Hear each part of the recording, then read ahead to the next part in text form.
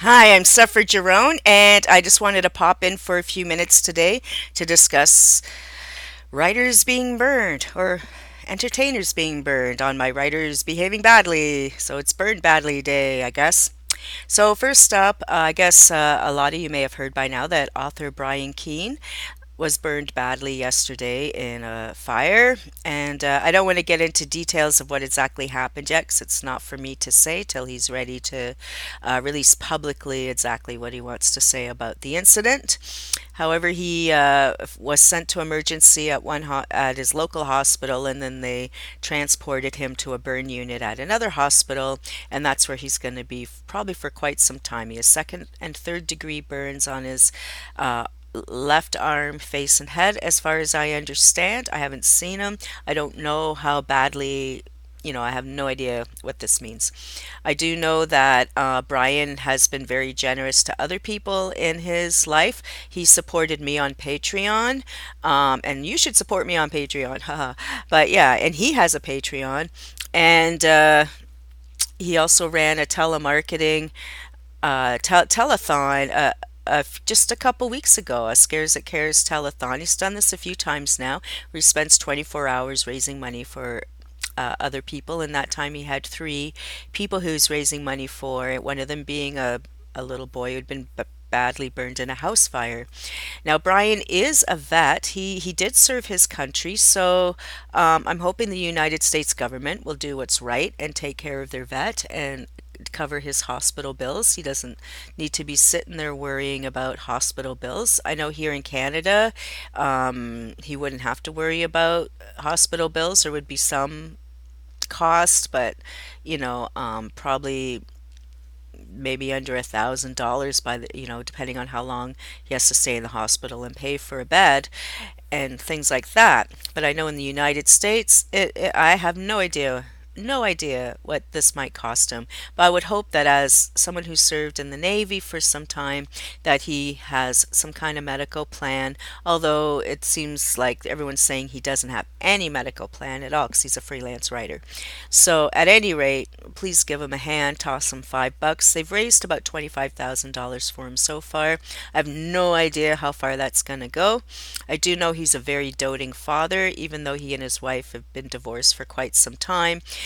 He spends pretty much every day dealing with his little boy, taking him to school, entertaining him, watching him while the ex-wife goes to work, taking the little boy to comic book shops and exhibits and museums. And he's very, very involved father, which is unusual for a lot of divorced fathers are not that involved. So that's a shame too. He's going to need help taking care of his son and things like that.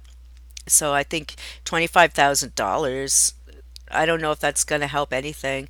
Because in Canada, if they'd raised the $25,000, he could put that right towards living expenses, mortgage and food and clothing, because we don't know how long he's going to be out. But I guess the United States, that all that money's going to have to go directly towards hospital bills, and I don't know how much that's going to be. I don't know if it's thousands or hundreds of thousands or what happens.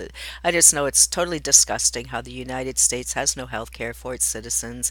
It cares more about bombing other countries than taking care of its own. And it disgusts me every time I think about it. Every time I see one of my friends in some kind of medical issue, I just can't believe that what used to be one of the most powerful first world countries um, doesn't even care about the health of its citizens.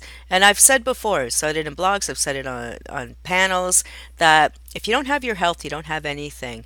And to grow a country strong and proud, you need to have healthy, educated citizens.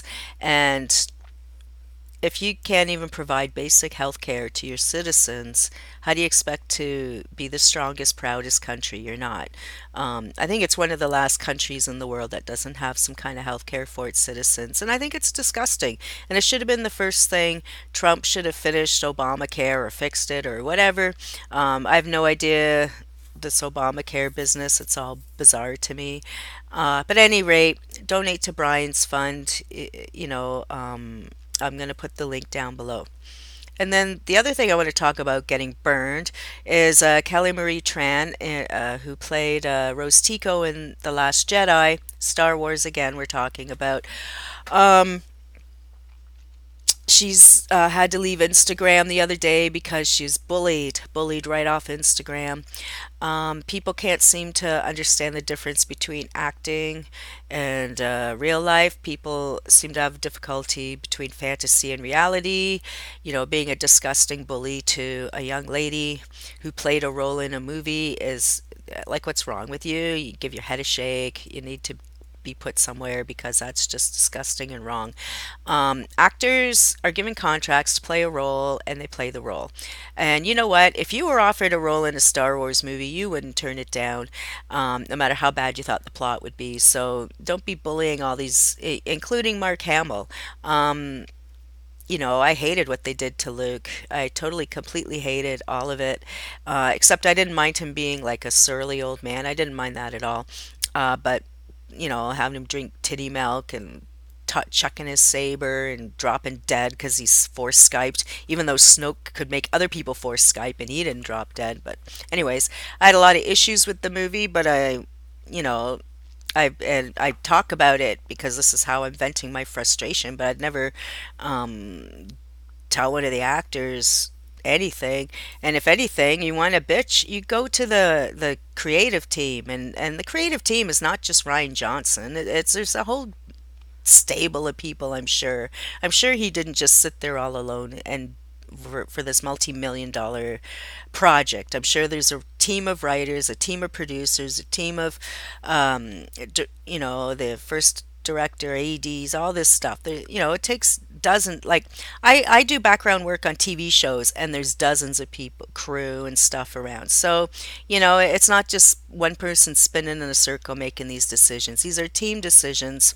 So you're mad at The Last Jedi and you want to squawk, you go squawk at that creative team. You just keep writing letters to Disney and Disney executives and let them know how you feel and do it politely and respectfully, but you don't bully the actors. I mean, we all know how what happened to the little boy who played Anakin and that he was bullied his entire life, and it's not his problem. Like, what are you bugging him for? Like, if you didn't like him, you talk to Lucas and his marketing team and you know, the creative team.